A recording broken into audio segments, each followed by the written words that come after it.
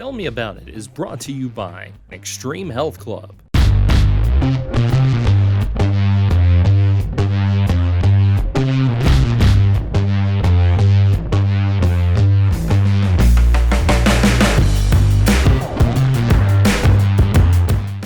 Yes. Yeah. 5, 4, 3, 2, 1. Trevent Hayes, KY Sports TV here with James Brown, 104 The Score. We are on Glasgow Electric Plant Board, Channel 6. Yeah, that's it. The local channel. That's it, too. Oh, tell me about it. Yeah, well, Happy 50th episode, James. well, thank you. You know, when you turn 50, things start to change in your life. Do they? Yeah. Oh, you don't know about this? No, I'm not 50. You a pup, huh? I am. So you turned 50 what, about 12, 13 years ago? Yeah, that's right. Okay. I figured you had a lot of experience in that 50-year column. I'm 3 years and some change into it. When do you get there? You got a year left? My birthday is actually March the 9th. I'll be 49. Okay. And if, the good Lord sees fit for me to live to see a few more years, I'll turn 50. 50's great, though. 50's great. Yeah, sure. I mean, I guess. I didn't That's know. half 100. And? Well, I'm just saying, it's half 100. You worry about that kind of thing? Do Growing I? old? No, you're as old as you feel. That's right. And I feel young. Yeah, me too. Some days. Some days There I are feel not days- so young. There are days I wake up, I'm like, this ain't good one. But So did you think, really, when we first started, did you think we'd reach our 50th episode? Did you think we'd gauge enough interest to where we would keep going? I mean, I don't know. I didn't really think about it. I don't think about these things in that way. Honestly, I didn't either. I just show up and do the show. So, I mean, if it works out, then it works out, and if not, then I do something else. Yeah. We'll go to YouTube. We're there, as a matter No, of fact. we'll have our own show on YouTube. Oh, okay, yeah, that'll be good. I don't know. I don't know if that'll work or not. I don't know. Maybe we should talk about some high school basketball instead of. I don't want to talk about Caverna's last game, but we will. Well, as I watched the Caverna Colonels lose that game to Central Hardin, 97-70, there were two things I thought of. The first was there are 10 teams, 11 teams in the 5th region on the boys' side who have, they got qualified basketball players. Mm-hmm. I mean, we're talking, I'm going all the way down to like Bardstown, and even Right. Bethlehem has a couple of dudes, and they're not ranked in the top 10, either one of them, I don't think. No. So, when you watch this 5th region, and on top of all of them having qualified players, of those 10 teams, now I might not count Bethlehem in this, what I'm about to say, but I'd count Bardstown. They can knock somebody off. Right. They've got the talent to win games in their district. They got talent to go and win games in the region, which makes this 5th region tournament, whenever we get around to it on the boys' side, fascinating. Because there's no telling what's going to happen. I knew that it would be a tough game. Yeah. But I did not think that it would be that lopsided. And, not having Russell Williams there definitely was felt. Yeah. I think Central Hardin had trouble defending the post. Yeah. And as you mentioned before we started, we missed a lot of easy layups in the first half. Yeah. They were up at, I think, 14 or 15 at one point. We cut it to 8 at halftime. And I've been a high school basketball fan for a long time. I don't think I've ever seen a team shoot that well from the three-point line. I've not. So one thing about Central Hardin that I was impressed with is a lot of times teams run offense, whether it's motion or sets or whatever, to get a guy a shot. Mm-hmm. It might be to get a three-pointer in the lane, this kind of thing. They had dudes, they just came down, somebody was in front of them, they shot it and it went in. I counted because I sat behind their bench. That's usually where I sat at the home games. The fourth guy off the bench, the redheaded kid, Yeah. came straight in the game and hit 3 threes. Yes. And they took him. They took him out. Yeah, they played kind of they went to a zone while he was in there, and he was like the center of the zone. His job was to come in and shoot threes. He did nothing else. And he did. At one time, I counted 14 threes, and I left before the midway point of the third quarter, and they only had 60. Well, they hit some more after you were gone. I'd say they had a lot. Number one, I think it was. I don't remember his name. He's Jaggers. Ace Jaggers. Yes, he hit 2 with Tyson basically just right in front of him. He just said, "I guess I'll shoot this," and it went in. I mean, they didn't have any part in that game where they were like off. No. You know, a lot of times that's another thing. You'll see teams, they shoot the ball, you defend them, you'll have a stretch where they'll hit some off the rim and that kind of stuff. Theirs was, it's like they were standing on top of the basket just dropping them in. It was. There weren't any questionable threes of going in. Now, I will go back to say this, though. Hold on. Before, I knew that we were in trouble when the kid banked it from right below the top of the key. Yeah. When he banked the 3 in. I Yeah. said, oh, they're done. They're done. Well, and I would say this, though. I do think, going back to the Russell Williams part on offense, on the defensive side, his length would have caused some problems for some of these guys Creating those, shooting. they would have had to do some things different to get that shot off. Yeah. And, you know, Jalen Crane played, Brett Decker is probably, some people have him as the best player in the region. Yeah. And I think therefore, I know the whole first half. I mean, Jalen held his own. And, you know, that kid's a senior, Jalen's a sophomore. And that's the thing that I just keep going back to. Caverna's just so young. Yeah. So now they're in the position of they're winning, but now they're in the position of learning how to win those big games. Yeah. And you know, I still think, you know, they lost by, 27? Mm-hmm. I still think that if we can get past LaRue in that first round of the district, Yeah. I think that they could win a game or two in the region. I'm rather fascinated by 2 things. One is, I think in the what is that? The 19th district? Is that the E-Town district? 17. 17th is the E-Town district. Mm-hmm. So you have Central Hardin, you have Elizabethtown, North Hardin, Fort Knox, and John Hardin. Yeah, but the first 3 that we just mentioned are the ones that it's a dogfight. And between Central those 3. and E-Town have to play each other in the semifinals. Yeah, so which is kind of fascinating because One of them's not going to the region. yeah. And so then you've kind of got the same situation in the 18th district because I actually think, despite Greene County being the 1 seed in that district tournament, I actually think LaRue and Caverna are the better teams, just total teams. But the way that district is balanced as it was this year worked out. Of course, LaRue and then Caverna have to play each other in that first round. And you know, I think Caverna causes a lot of matchup problems for LaRue. The Allen kid is really good, but if, you know, he's going to do what he does regardless. I think the LaRue's kind of like Central Hardin, though. They have he's an outstanding player. All right, Central Hardin has an outstanding player. They're different kinds of players. They're not the same. But around them, they have folks who know what they're doing, And they shoot the ball. They can shoot it. And so you kind of have to do. I don't know what you have to do. You know, I guess you have to slow the game down against LaRue. Maybe you work it inside, make Allen defend in the post. See, I'm opposite. I think you have to speed them up. I don't think they match up with Caverna speed.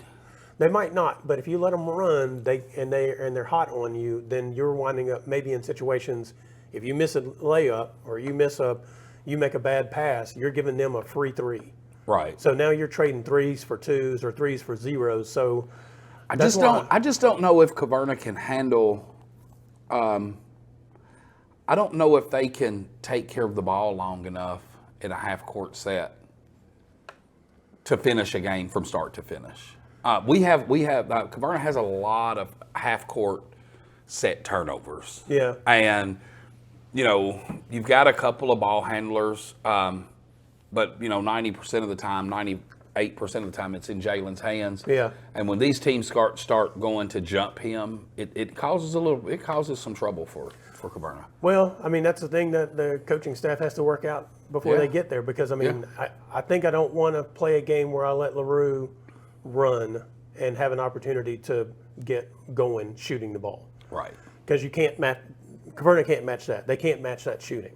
So, but I think you've got that interior of the Martin twins that then LaRue has to deal with if you can run sets. Now, if they start trying to trap you and whatnot, then you've got to make sure you get those free baskets. Right, and that's where having Russell not there when they were running and jumping in that trap. Yeah.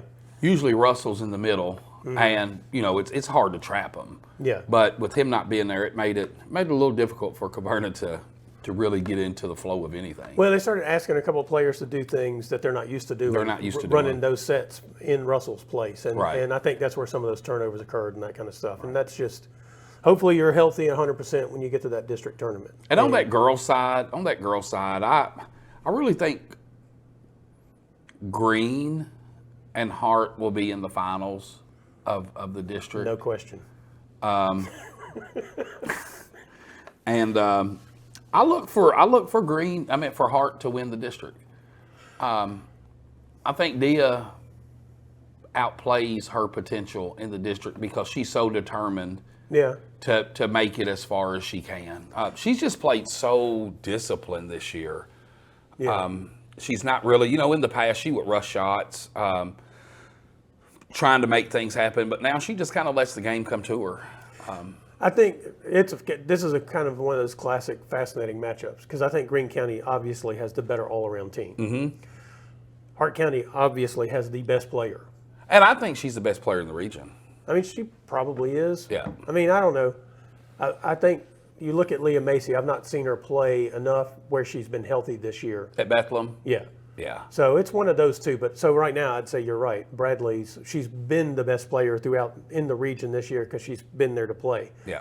But yeah, it's kind of a classic matchup. It's one team has to stop a player that is nearly unstoppable, and meanwhile the other team has to defend the whole time and not make mistakes. And to let a role player downside score. is that game's going to be at Greene County, Yeah. and that's a tough place to play. But now Hart County will bring a crowd. It's just it's at home court, how people feel coming out of their own locker room and all that stuff. It's got nothing to do with the crowds, I don't think. Not at a district, because everybody brings their crowd. I think it does. Playing in that district for 4 years, I think it does make a difference. Because we won the district at Greene. Yeah. But then again, we lost to Greene in the first round. And it was an absolute fluke. That was I see the pain in your senior year. eyes. It still hurts. Yeah, you. because we had beat them. We had played. That was like the fourth time we had played. Yeah. They beat us at Greene. We beat them at Caverna. We beat them in the finals of the Class A, and then they beat us in the first round of the district. Mm-hmm. So, yeah. You done with this segment? Please. On that painful memory. We're going to take a break, and we'll be back. Oh, tell me about it. Tell me about it.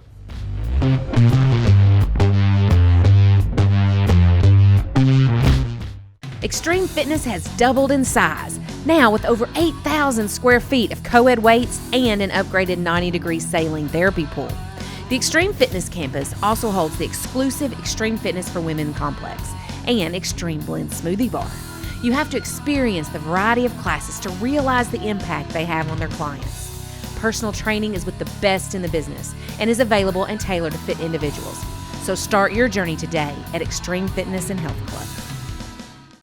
Introducing the Glasgow EPB Customer Payment Portal and mobile app. With our new sleek and user-friendly payment portal, managing your Glasgow EPB services has never been easier. And if you need to make a payment on the go, our new mobile app lets you pay your bills with just a few taps. The Glasgow EPB Customer Payment Portal and mobile app, because managing your Glasgow EPB services should be as simple as flipping a switch. Visit glasgowepb.com/billpay today to sign up and download the app.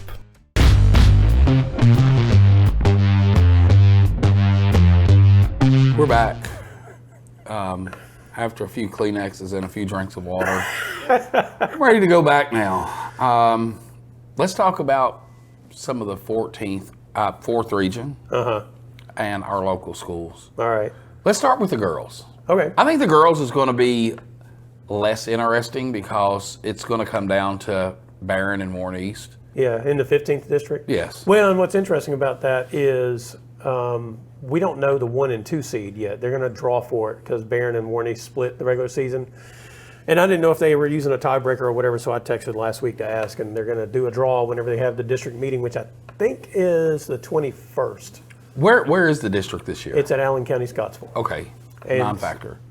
Yeah, well, It is. definitely on the boys' side. Although we'll get to that in a Stranger second. things have happened. Here's the thing about the 15th district on the girls' side. You have East that's like 25-2. Rather shocking turnaround for them. I think they won 5 games last year. Barron County's record is not as good as East. They're like 20 or 19-7, somewhere in that window. But they've played a tougher schedule than East has. Right. They played in the Queen of the Commonwealth and that kind of stuff and took some lumps there. They've played some of the top teams. I mean, they played Pulaski County. I think they're the number 2 team out of the 12th region, something like that. Anyway, so they've played a pretty tough schedule. And so we won't know those matchups until they do that district draw. Now, otherwise, though, Allen County Scottsville has 9 wins, I think. Glasgow has 5 or 6 wins. So it looks pretty lopsided in the district. But when you look at, like, the last game Barron played against Allen County, Barron only beat them 60-57. Allen County's kind of like one of those teams that you look at their talent and their record and you're like, I'm not sure what's going on here. But then you look at their schedule. They've played a pretty tough schedule and how close some of their games are. And you're like, okay, I wouldn't be surprised if there's an upset there. Glasgow's kind of like that too. They've not won a bunch of games, but they've lost a bunch of close ones. They lost 2 heartbreakers to Allen County. They could be the 3 seed instead of the 4 seed. And they've got 2 or 3 girls that at some point, they have no seniors. And so at some point in time, those 2 or 3 girls are going to catch fire Right. because they can score. That's Glasgow? Yeah. Okay. But, we just don't know when that's going to be. And those district tournaments are the kinds of things that can go sideways on people real quick. And congrats to Abby Varney. She was named first team all region.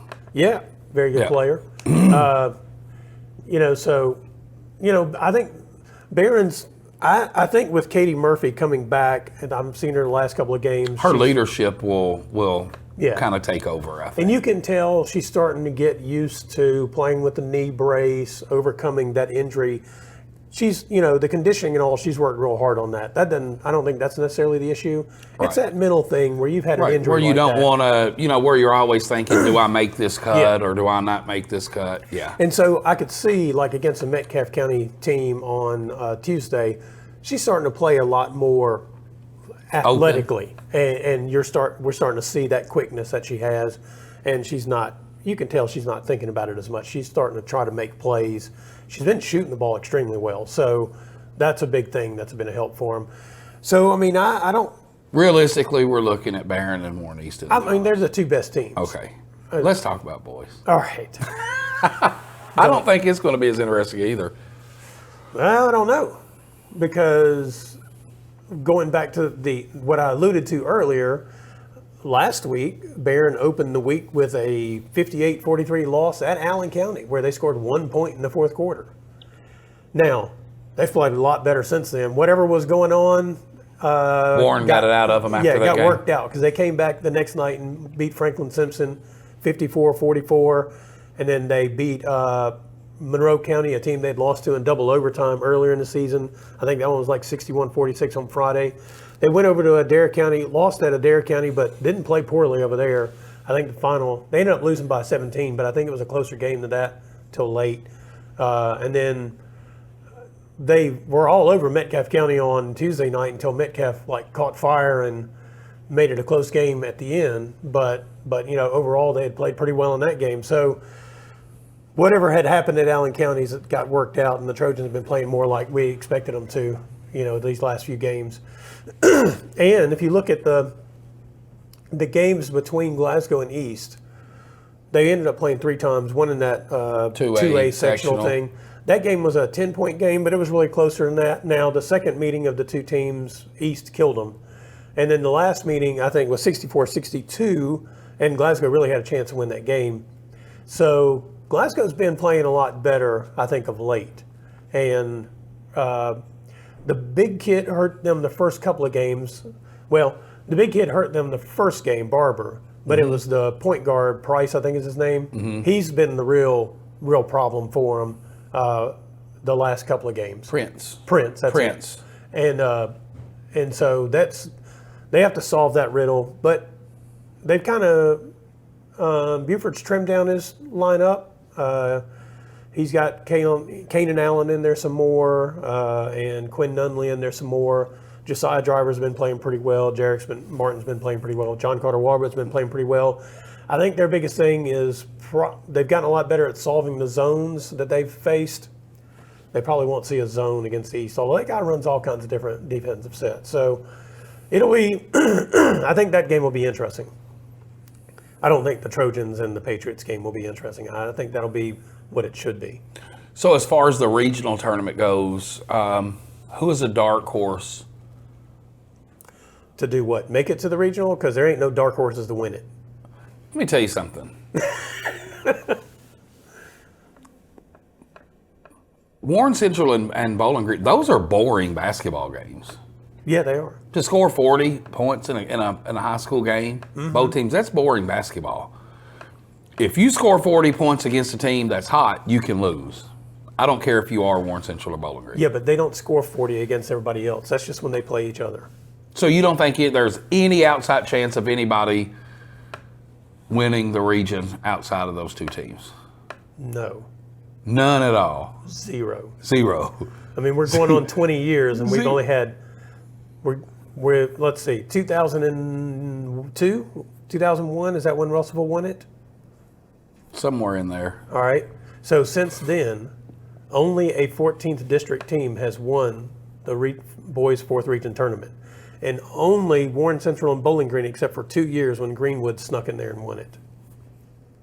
And the last time somebody other than one of those two won it was over a decade ago, meaning Greenwood. Was that 2012, somewhere in that window, I think? No chance. There's always a chance. There's chance always that I a could walk chance. out this door and be struck by a meteorite, but the percentage is very low. Would I get the death call if that happened? Yeah, I'd tell my wife to make sure she got in Well, touch you with should have already told her, because you can't tell her after you die. My soul will leave my body, and it'll say, hey, give Trevent a call on this one, all right? So he can have a good laugh of the fact that I got struck by a meteorite after making a joke about percentages. That would be a good one. See? Hey, it could happen. You watch Dumb and Dumber? I've seen it. So you're telling me there is a chance? No. Yes, there's a chance. There's a chance. Yes, there is a chance. The things that could lead to the chance are high levels of tragedy that we don't want to see in this lifetime. Of course not. But I just like to believe there's always a chance. Man, to be honest with you, the boys' 4th region is pretty dadgum boring. Because you get the same thing every year. It's going to be Central and Bowling Green in the finals. I'm about to start a controversy on this. Start it. We like controversy. I was looking at the Bowling Green JV roster after they played Barron County on Monday night. Okay. And they beat Barron County pretty handily. Okay. And on that roster was A.J. Woodard. From Russellville. Yes. Mm-hmm. He's a junior. Now, last year he was at Russellville. Right. He started cornerback in the state championship game. I know. So when I was looking down the roster and I saw his name, I was like, wait, isn't that the kid from Russellville? And so I went and looked. Yes, that's a kid from Russellville. I don't know how many kids are on each of those teams' rosters who aren't originally at those schools, but that's part of the deal. Hey, guess what? Central Harton had 3 kids that's not from Central Harton on their team. Monday night. I'm not saying it's unusual or it doesn't happen everywhere. What's interesting about the 4th region is, as we were mentioning about the 5th region in the prior segment, that you have 10 or 11 teams that have certified basketball players. Like you go and you watch them play. And he was Russellville's certified player, and he's on the JV team. But he'll be starting next year because they got some people who will graduate, I'm sure. Right. But my point is, what I just find fascinating is, it's not like kids move around to different schools in the 4th region. They move to 2 schools to play basketball. And I guess football, which may be why he actually, but I looked on the Bowling Green football roster and he wasn't on there. Oh, no, trust me, he was. He started from game 1. At Bowling Green football? Okay. Yes. And he's a great football player. Well, I figured he actually went to Bowling Green to play football, not basketball. But it's just one of those grand ironies in life. And the other And then thing- if you get, if we get a kid at Caverna, then people turn it in like we've recruited people. I mean, it's just, in the state of Kentucky now, kids are leaving and transferring just like they are in college. yeah, It is what it is. I mean, if I have a kid that plays for me and he goes somewhere else for a better opportunity for him as an individual, who am I to fault that? I've hit the point where I don't really care because there's nothing to really be You done don't care, about but it. I do care. I'd hate to lose one of my kids. Well, I'm not I don't a have coach. them. I don't have them to afford to lose. I'm not a coach, so I don't care if people make the decision to move their children where they Right, I want to get move what them. you're saying. What I do care about, and what from a person who covers sports in Mm-hmm. the 4th region, what I do care about is I root for the teams I cover. Now, Right. if they're playing each other, I don't care. I just want to see a good game. Right. But it does make life boring if every year it's just Bowling You know Green your awards team's and- not going to compete. I mean, they can compete. I hope they have a great record. I hope they have a great season. No, I'm I saying hope- for the region. I hope they upset somebody one day. I hope you're right that there is a chance. But 22 years have proven that there's it's not not. much of a chance. Not and much of a when chance. these transfers occur on the basketball side, they're picking 2 schools. I'll tell you what's going to be interesting. It's not exactly like there's free movement. It's not like some kid is leaving Russellville and moving to, I don't know, Edmonson County. Right. You get what I'm saying? Right. They're moving to one of 2 schools if it's basketball. Right. But I tell you what will be interesting is, and I don't want to speak a lot on it, but in our next segment, our next show, I do want to talk about the NIL deals that are available for high school kids in the state of Kentucky. I want to do more research on it to see how that works and to see what is offered. But I'm wondering how long is it going to take for, the Mercedes dealership in Louisville to offer, a 6'8", 340-pound lineman from Dry Ridge. Do you see what I'm saying? I don't know if that's going to be the effects of it or how they're able to get this money. But I definitely want to do my research before I start speaking a lot on it. But I do know that there are NIL things that are available for high school kids in Kentucky. Well, and I think, what I when I see people complain about the KHSAA and why don't they do this, that, or the other thing, all these organizations, the KHSAA, NCAA, they're voluntary by the organization, by the schools that choose to Be a participant of the KHSAA. Yes, and so if you're a school that is saying, hey, the parents make these decisions. It's got nothing to do with us. They enroll, we fill out the paperwork. The KHSA says, yeah, that's great, or no, that's not great. I mean, it's like you have to voluntarily police your programs, but if the point is to just win a championship, then you're not policing your own program. You're going to, whatever, it doesn't matter. Right. And then, so there is no way to police it because by extension of the school saying, yeah, I want to be a part of this organization so I can play in these state championships, then that extension goes to the parents. Are you willing to also, make the right choices to be a part of this organization? And the answer is no. You're going to make the right choices for your children. What you think are the right choices for your children. Right. And you can't fault the parents for that. No. You can't. But it does eventually lead to the fact that we just will not have state tournaments because the KHSA will go away effectively as an organization. We will not have a unified state championship in basketball because once things fracture, they continue to fracture until there's nothing left of what was there before. How long do you think it's going to take before there's no Sweet 16? Before we just have 1, 2, 3, 4, 5, 6A state champions? No, I don't even think we'll have that. No. That's going to come first. I don't think it will. You don't? No, because the KHSA, the Sweet 16 pays for the KHSA to run every other state championship and every other sport for the most part. Right. So if in the state of Kentucky, if you wind up with no Sweet 16, you're done. Probably, because now you're not going to generate the income to maintain the other state Oh, championships. $22 a ticket, that's high. I mean, you want to play in the football playoffs? Absolutely, but we won't have to buy our own tickets. No, that's not my point. Do you want to have a football playoffs to play in? Right, I understand that, but also look at the salaries that these people are making. It's not just to generate the state championships for other sports. You also have a lot of paid people on the payroll that we're paying these big salaries to. So that's not the only reason that the KHSAA exists. How much do you think that's, like, to be the director of the commissioner for the KHSAA, how much is that worth? How much is it worth? Yeah, I mean, what would you want to be paid to do that? What would I want to be paid? Yeah. I wouldn't want to be paid anything because I wouldn't want to have the headache for all these schools calling and complaining. Right. But you're saying that the KHS, the Sweet 16 generates that money, but those monies also pay these salaries. Yes, it does all of that because it's Right. a nonprofit organization. Right.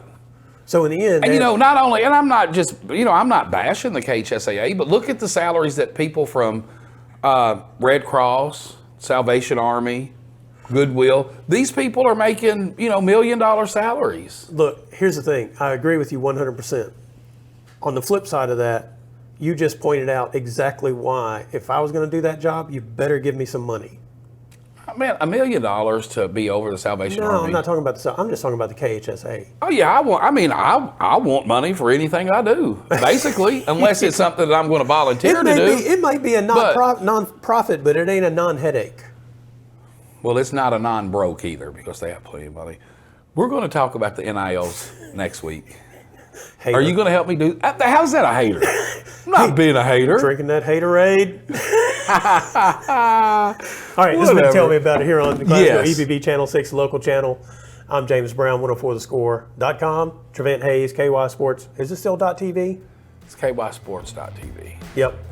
Well, I thought you told me you guys were changing. Well, we're going to, but it hasn't changed yet. kysports.tv. But you can be looking for our Roku channel that should be up and running by the end of the week. Oh, awesome. Yes. And we'll be back next Thursday. See ya.